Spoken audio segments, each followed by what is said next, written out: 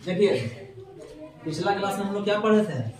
हम लोग पढ़े थे एचपी के बारे में पूरा जानकारी, पूरा डिटेल एनालिसिस हम लोग पढ़ चुके हैं। Yes sir. एचपी क्या है, एचपी के एन पदों का योग निकालना, एचपी के अंतिम पद को निकालना, सब हम लोग पढ़ चुके हैं। जी सर। एचएम भी आज हम लोग एक नया चीज पढ़ेंगे। जैसे आप लोग सब लोग नाम सुने होंगे, एक टर्म है जिसका नाम क्या है? सिग्मा। क्या नाम है? सिग्मा। सिग्मा। इसको ग्रीक में, सिग्मा एक ग्रीक वर्ड है ना? जी सर। बता सकते हैं इसका सिंबल कैसे जी होता सर, है? ऐसे ऐसे ई जैसन होता है। हाँ, ये आपका सिंबल है इसका। जी सर। और सिग्मा का मतलब क्या होता है? सिग्मा मतलब ऐड होता है सर, जोड़ना।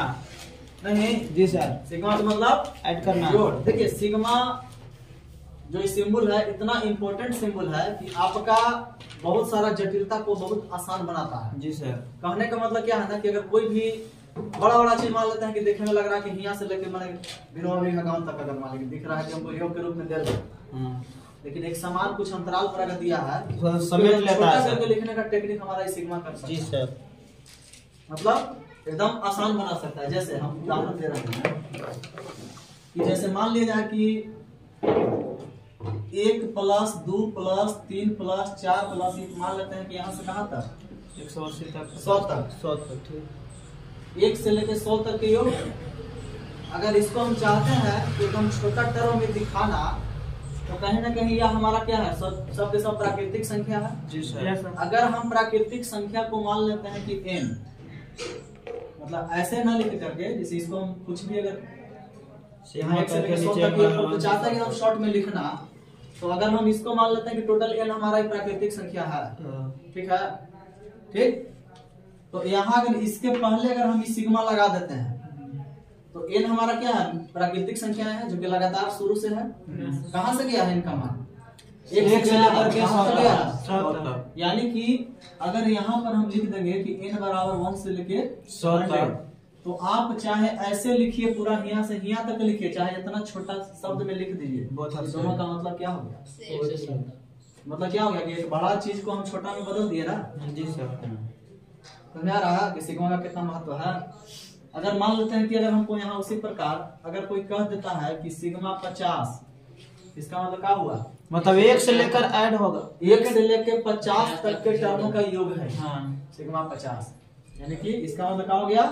1 + 2 + 3 + 4 इस तरह से कहाँ तक? 50 तक। क्राइटेरियन यहाँ दे पड़ा कि n बराबर कैसे? अगर यहाँ सिर्फ सिग्मा 50 देगा तब, लेकिन यहाँ तो अगर सिग्मा n लिख दिए और n का मान अगर 1 से 100 तक लिख दें, इसका मतलब क्या है कि 1 से लेकर 100 तक के योगफल है। और ये सिग्मा 50 तो ऑटोमेटिक बता ही दिया कि प्रथम 50 पदों का योग है, 1 से लेकर 50 तक के योग। अगर मान लेते हैं कोई कह देता है कि सिग्मा 5, इसका मतलब क्या हुआ? 1 2 3 4 5 1 से लेकर 5 के योगफल है। ठीक है, क्लियर है? जी सर। अच्छा, उसी प्रकार मान लेते हैं कि जैसे प्राकृतिक संख्या हो गया। अब यहाँ मान लेते हैं कि हमको ऐसे दर्शाना है 2 + 4 + 6 + 8 + मान लेते हैं कि +100 तक ही गया। कहाँ तक गया? 100 तक गया। तो सम संख्या कहाँ तक जा रहा है? 100 तक जा रहा है। शुरू हुआ 2 से, और सारा का सारा समय संख्या है। Yes sir. Total number of term यानी सम संख्या कै गो होगा? तो ये होगा 50 गो। 50 गो होगा? नहीं, 50 गो होगा। 50 को कैसे होगा? एपी में पढ़ा दिए है ना? जी सर। मालूम है ना कि एपी में है। लास्ट टाइम दिया, फर्स्ट टाइम में कॉमन डिफरेंस आ गया, निकाल दिया। 100 में से 2 गया तो कितना? 18 में 2 से भागा देना है, जो कॉमन डिफरेंस इसका आएगा उसे भाग देंगे ना। 49 1 जोड़ देना है, 49 हो जाएगा और 1 जोड़ देंगे 50 आ गया। सिंपल तरीका है, निकालना आसान है। हम लोग एपी पढ़ा चुके हैं अभी। Yes sir. एपी इसलिए तो पढ़ा। अब हम मान लेते हैं कि इसको चाहते हैं कि हमको एकदम छोटा रूप में दर्शाना, ठीक? तो हम यहाँ पर लिख दिए सिग्मा। अब ई चूंकि अगर यहाँ 2 × 1 2 × 2 अगर सब में अगर हम ऐसे कर दें 2 × 1 2 × 2 2 × 3 और सब में अगर हम 2 2 कॉमन ले लेते हैं तो अंदर क्या बचेगा? ऐसे बचेगा लास्ट में यहाँ 50 बच जाएगा। इसका मतलब क्या है कि 1 से लेकर 50 तक के योगफल में 2 से गुना किया गया है। जी सर। नहीं तो अगर ये टोटल को यहाँ से यहाँ तक अगर मान लेते हैं कि n, और n में किससे गुना किया गया? 2 से, तो 2n हो गया। 2n हो गया। Yes sir. यानी कि सम संख्या के योग को दर्शाने के लिए हम लोग 2n का इस्तेमाल करते हैं। जी सर। अब यहाँ पर n का मान कहाँ से कहाँ तक गया है? 1 से लेकर के 1 से लेकर कहाँ तक? 50 तक, क्योंकि नंबर ऑफ टर्म क्या है? 50 को। अब बताइए n का मान 1 से लेकर 50 तक जैसे ही रखेंगे तुम रख के भी देख सकते हो कि n का मान 1 रखेंगे तो 2 गुना 1 क्या आएगा? 2 रखेंगे तो 2 4 3 अगर 2 रखेंगे तो 2 गुना 4 हो जाएगा, 5 3 रखेंगे तो 6 आएगा। इस तरह से हमको कहां तक आ जाएगा? 100 तक आएगा कि नहीं आएगा? अगर हम जैसे 50 रखेंगे तो 100 आ जाएगा। समझ आया कि कैसे एक प्राकृतिक संख्या को आसानी से लिख सकते हैं, सम संख्या को भी आसानी से कैसे लिख सकते हैं। अगर उसी प्रकार मान लेते हैं कि अगर मेरा प्रश्न अगर ये रहता है 1 + 3 + 5 + 7 + 9, अगर इस तरह से मान लेते हैं कहीं तक चला जाएगा, मान लेते हैं कि 49 तक, 1 3 5 7 9 प्लस कहां से कहां तक? 49 तक नहीं। अब एक कौन सा संख्या है? ये जो है विषम संख्या है सर। सब क्या है? विषम संख्या है। विषम संख्या है। अब बताइए यहाँ n कैगो होगा? 1 से लेकर 49 तक टोटल n कितना? n मतलब नंबर ऑफ टर्म, यानी विषम संख्या के कुल कितने पद होंगे? 1 से लेकर अगर 49 तक अगर हमको जा रहा है तो कुल पद कितना होगा? 51/2 आ जा रहा है सर। 51/2 आएगा। कैसे आएगा? अरे अंतिम पद में से पहला पद घटाओ, 49 में से गया तो कितना? फिर कॉमन डिफरेंस से भागा दो, 48/2 कितना? 24। एक जोड़ो 25। पॉइंट कहां से आ रहा है? 25 आ जाएगा। तो n का मान कितना? यानी कि कै गो विषम संख्या है? 25 गो। यानी कि प्रथम 25 विषम संख्याओं का योग कोई लिखा गया है, जो कि 25वां विषम संख्या कौन आया? 49 आया।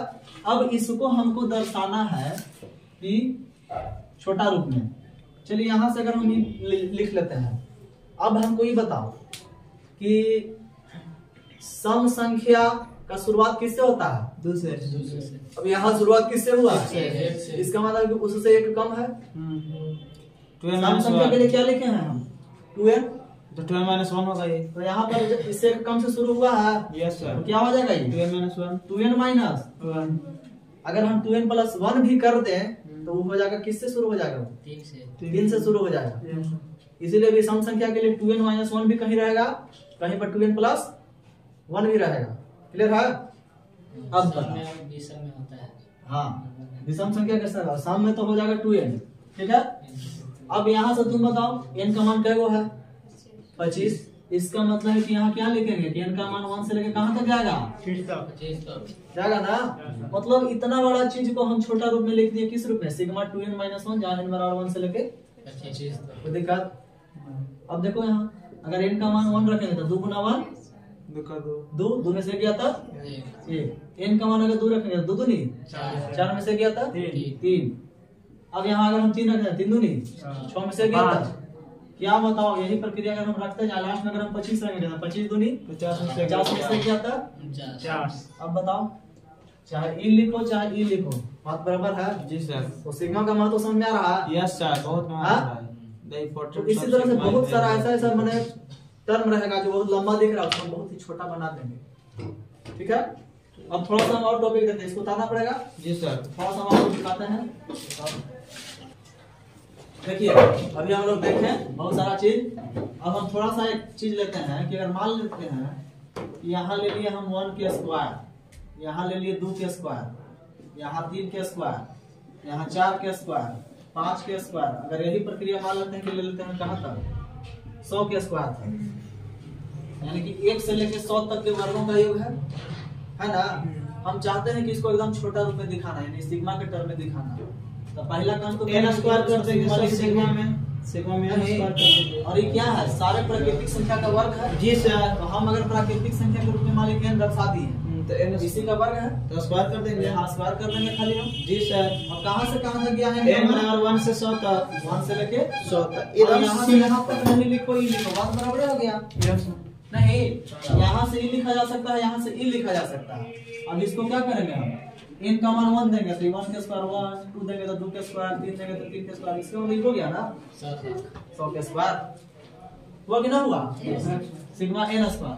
अब उसी प्रकार मान लेते हैं कि जैसे n स्क्वायर है, अगर कोई क्यूब टर्म में देता है, मान लेते हैं ऐसे दे दिया 1 के क्यूब, 2 के क्यूब, 3 के क्यूब, तो n क्यूब कर देंगे सर। n बराबर 1 से लेकर मान लेते हैं कि रहता है इस तरह से 100 के क्यूब तक। तो यहाँ पर क्या कर देंगे? अगर हमको शॉर्ट में लिखना होगा तो लिखेंगे सिग्मा, यहाँ n देंगे और ये सारा प्राकृतिक संख्या का क्यूब है, तो इसको n के क्यूब कर दिए हम। कहां से कहां तक गया? 1 से लेके, तो n का मान यहाँ 1 से लेके हम क्या लिख देंगे 100। माने इतना बड़ा चीज को हम इतना छोटा बदल दिए। इसका मतलब यही ना होगा, अगर n का मान 1 बैठाएंगे तो 1 के क्यूब, 2 बैठाएंगे तो 2 के क्यूब, 3 बैठाएंगे तो 3 के क्यूब, यही प्रक्रिया अगर हम 100 देंगे तो क्या हो जाएगा? 100 के क्यूब होगा। कोई दिक्कत है? नहीं सर। अच्छा, मान लेते हैं कि कभी आपको इस तरह से दे दिया कि 2 के स्क्वायर जोड़ 4 के स्क्वायर जोड़ 6 के स्क्वायर जोड़ 8 के स्क्वायर, तो प्लस मान लेते हैं कि 50 के स्क्वायर। सम संख्या वाला है सर, तो सिंपल बात है 2n कर देंगे। सम संख्या के वर्ग है ना, 2n का स्क्वायर कर देंगे सर। सब है सम संख्या के वर्ग है। और सम संख्या के लिए हम लोग क्या लिखे हैं? 2n जानते हैं ना जी। 2n का मतलब क्या? अब इसको खाली वर्ग किया गया है, 2n का स्क्वायर होल स्क्वायर करेंगे जी सर। और n का मान कहां से कहां तक? 1 से 50 तक। 50 तक नहीं सर, 25 तक। करेगा 25 तक 50 तक होगा। 25 तक। 2 स्क्वायर 4 स्क्वायर हमारा विषम संख्या है ही नहीं, n का मान कहां जाएगा? अरे 50 जाएगा कि 25 जाएगा? 25 तक सर, 25 तक। 50 में से 2 घटाओ 48, कॉमन डिफरेंस है 2, 48 बटा 2 24 प्लस 1 25। सब पढ़ा दिए हैं तो लग रहा है कि एकदम बेकार हो गया। ना सर, नहीं सर, ऐसी बात नहीं जाएगा 25 तक नहीं। अब तुम देखो ना कि इनका मान 1 जैसी रखेगा तो 1, तो 2 गुना 1 तो 2 दूनी 4। 2 के स्क्वायर हुआ ना? हां, नहीं हुआ? हो गया। प्लस 2 रखेंगे तो 2 दूनी 4, यानी कि फिर 4 के स्क्वायर हुआ। 3 रखेंगे तो 3 दूनी 6 के स्क्वायर होगा। और यही प्रक्रिया लास्ट में कहां तक जाएगा? अगर हम 25 रखेंगे तो 25 दूनी 50 के स्क्वायर होगा कि नहीं होगा? होगा जी सर। हैं? होगा। अगर उसी प्रकार मान लेते हैं कि अगर कह देता है कि चलिए अगर उसी तरह क्यूब रहेगा तो क्यों रहेगा? 2 के क्यूब, 3 के क्यूब, 4 के क्यूब, अच्छा सर, नहीं 2 के क्यूब 4 के क्यूब भी करेंगे तो वही होगा, 2n के क्यूब चला जाएगा। अच्छा, अब उसी तरह से ये जो हम लोग लिख लिए हैं, अब क्या लिखते हैं? स्क्वायर। चलिए ये हो गया। अब हम थोड़ा सा इस तरह से बहुत मैंने यहाँ से इतना स्पष्ट हो गया होगा कि विभिन्न प्रकार के बड़े बड़े संख्याओं के योगफल को अगर एक सीरीज में बैठता है तो हम आसानी से छोटा कर सकते हैं नहीं। अब हम थोड़ा सा आपको जितना भी इम्पोर्टेंट सूत्र जो बन सकता है, जिसका खाली जल्दी जल्दी इस्तेमाल किया जा सकता है प्रश्न को बनाने में, उस पर थोड़ा सा फोकस मारते हैं। अच्छा, उससे पहले एक चीज आऊँ कि मान लिया जाए कि ये मेरा क्या है 0 और ये हमारा 1, अगर ये 2, ये 3, ये 4, ये हमारा 5। अगर इसको मान लेते हैं कि अगर हमको जोड़ना है, जोड़ के रूप में दर्शाना है, तो क्या होगा? इसमें n का मान क्या है? n का मान कितना? n तो ऐसे वाला कि 0 हटा दे तो क्या दिक्कत है? 5 को रख दे। नहीं, n का मान अगर 0 भी देख संख्या है तो 6 पर होगा। छोड़िए, इस पर हम चर्चा भी नहीं करेंगे, इसका इस्तेमाल औसत में होगा करेंगे। ठीक, इतना समझ में आ गया ना सबको?